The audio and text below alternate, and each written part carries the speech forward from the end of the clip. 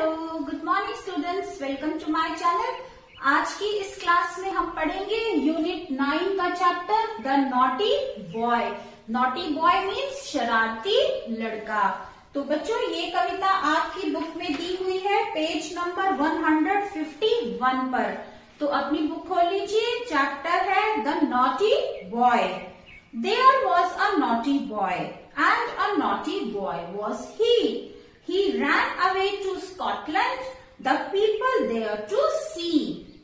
एक बहुत ही शरारती लड़का था और वो लड़का बहुत शरारती था। He ran away to Scotland. वो स्कॉटलैंड भाग गया वहां के लोगों को देखने। Then he found, और वहां उसने पता लगाया that the ground was as hard, कि वहां की जो जमीन है वो वैसे ही सख्त है। That a yard was as long. Yard कहते हैं घर से सटा हुआ सामने जो खुला मैदान होता है, उसे यार्ड कहते हैं। तो वो कहता है कि वहां का जो यार्ड है वो भी ऐसे ही इतना ही बड़ा है। That a song was as merry. और वहां के जो गाने हैं वो उतने ही आनंदित करते हैं, खुशी देते हैं। That a cherry was as red. और चेरी कहते हैं एक फ्रूट को, तो चेरी भी लाल है। That lead was as weighty. That 4 was as 80. Lead कहते हैं मेटल को, तो मेटल भी वहां का बहुत भारी था।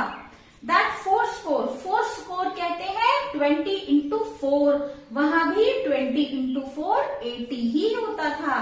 That a door was as wooden as in England. और वहां का जो दरवाजा था वो भी इंग्लैंड के दरवाजों की तरह ही लकड़ी का था। So he stood in his shoes and he wondered.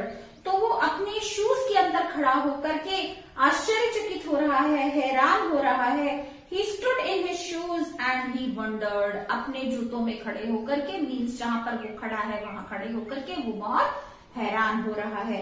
तो this was the poem written by John Keats. ये कविता जॉन कीट्स ने लिखी है। अब आइए इसमें कुछ नए शब्द हैं, उनके अर्थ लिख लेते हैं।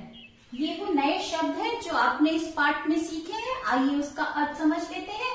फर्स्ट है नॉटी। नॉटी मीन्स शरारती या शैतान। फाउंड मीन्स पाया। ग्राउंड मीन्स जमीन या सतह। मैरी मीन्स खुशी या आनंद। चेरी एक फ्रूट का नाम है, फल का नाम है। वेटी मीन्स भारी, वजनदार। वुडन मीन्स लकड़ी का, मेड ऑफ वुड। नेक्स्ट है reading is fun section. In this section few questions are given. You have to answer those questions. Question number 1. From where did the naughty boy come? Naughty boy शरारती लड़का कहाँ से आया था? इसका answer है the naughty boy came from England. Naughty boy शरारती लड़का इंग्लैंड से आया था। Second question, where did the naughty boy go? शरारती लड़का कहाँ गया था? The naughty boy went to Scotland. शरारती लड़का स्कॉटलैंड गया था। तीसरा प्रश्न है why did he go there? वो वहां क्यों गया था? Answer is He went there to know about its people. वो वहां पर वहां के लोगों को जानने गया था। Next question, What did the boy wonder about? वहां पर लड़के को क्या देखकर हैरानी हुई? The boy wondered about the things which were as same as he found in England. वहां पर लड़के को ये देखकर हैरानी हुई कि वो सब चीजें वैसी ही थी जैसे उसके अपने देश इंग्लैंड में थी। Next is let's talk section. चलो बात करते हैं। फर्स्ट क्वेश्चन है what do you think the naughty boy would see in India? वो शरारती लड़का अगर भारत में आ जाता है तो वो क्या देखेगा? The naughty boy would see temples, reverse, mountains, schools etcetera in India. वो भारत में क्या क्या देखेगा? आप अपनी इमेजिनेशन से कुछ भी लिख सकते हैं। यहाँ के मंदिरों को देखेगा, नदियां हैं, पहाड़ हैं और स्कूल्स हैं, इत्यादि चीजों को वो देखेगा। सेकेंड क्वेश्चन है have you been to another place recently? क्या आप जल्द ही किसी दूसरी जगह पर गए हैं? What is it like? वो कैसी है? हाउ इज इट डिफरेंट अलग है। So if you have been to any place, अगर आप कहीं गए हैं तो आप उसका वर्णन कर सकते हैं। Otherwise you can write yes I have been to Shimla recently. It is very cold place, वो बहुत ठंडी जगह है। इट हैज माउंटेन्स अराउंड, और उसके चारों तरफ पहाड़ ही पहाड़ है। नेक्स्ट क्वेश्चन है all cultures have their own folk songs in which each line is repeated. हर कल्चर में, हर संस्कृति में उनके अपने कुछ गीत होते हैं और उन गीतों में एक लाइन को बार बार दोहराया जाता है।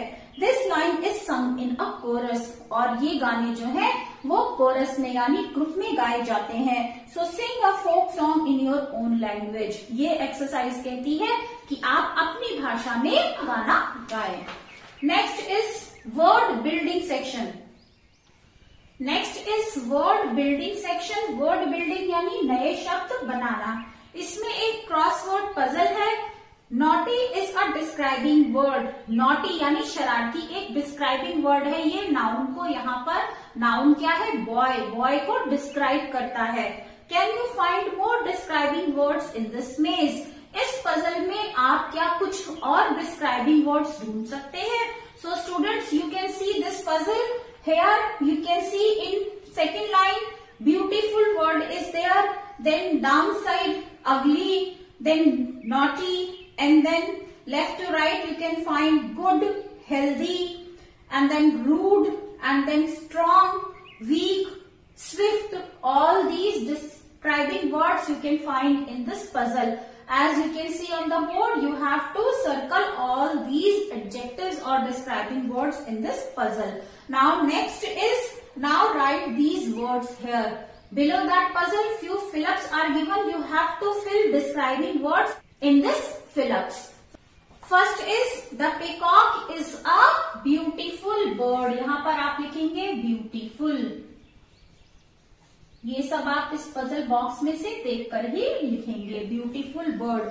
Second है Pinocchio is a naughty puppet. Naughty. हमने सर्कल किया है naughty बॉक्स में. N-A-U-G-H-T-Y, naughty. I saw an ugly squirrel. Ugly.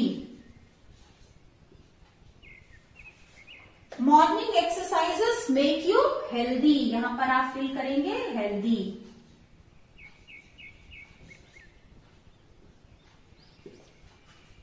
Next, a glass of milk makes your teeth strong. Strong. फिर है Rita's rude behavior annoyed me. Rude. Next है Rahul does not eat green vegetables, therefore his eyesight is weak. यहाँ पर students मैंने 1 2 3 4 number डाला है। आपकी book में A B C D E F G है। So students, next is let's write section. Next exercise है let's write. चलो लिखते हैं। Can you write 6 things that are made of wood?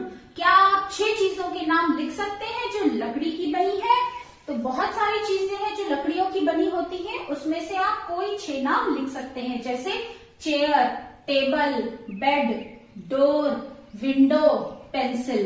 Now next exercise is look at the words given below and put them under the things that they are made of. कुछ चीजों के नाम एक box में दिए गए हैं और नीचे 4 कॉलम्स हैं. फर्स्ट इज मेटल यानी धातु की बनी हुई चीजें, फिर लकड़ी की बनी हुई चीजें, रबड़ से बनी हुई चीजें और क्लॉथ यानी कपड़े की बनी हुई चीजें. इस बॉक्स में जो चीजें दी हैं आपको उसको इनके अंतर्गत लिखना है. तो मेटल में आ जाएगा कार, सीजर्स, नाइफ. सीजर यानी कैंची, नाइफ यानी चाकू. वुड लकड़ी की बनी हुई चीजें होंगी, टेबल, पेंसिल, चेयर. रबड़ से बनी हुई चीजें हैं, टॉय, बैलून, इरेजर. कपड़े की बनी हुई चीजें हैं बॉक्स में, ट्राउजर्स, कैप, शर्ट. तो इसे आप अपनी बुक में लिखेंगे. Now next is who do you think is the naughtiest child in your class? Describe her him in 5 lines. आपको क्या लगता है कि आपकी क्लास का सबसे शरारती बच्चा कौन है? आपको उसे 5 पंक्तियों में डिस्क्राइब करना है। तो आइए लिखते हैं। थर्ड क्वेश्चन स्टूडेंट्स, इसमें आपको अपनी क्लास के किसी शरारती बच्चे के बारे में 5 लाइनें लिखनी है। जो भी आपको लगता है आपकी क्लास में सबसे शरारती बच्चा है, आप उसका नाम लिख सकते हैं।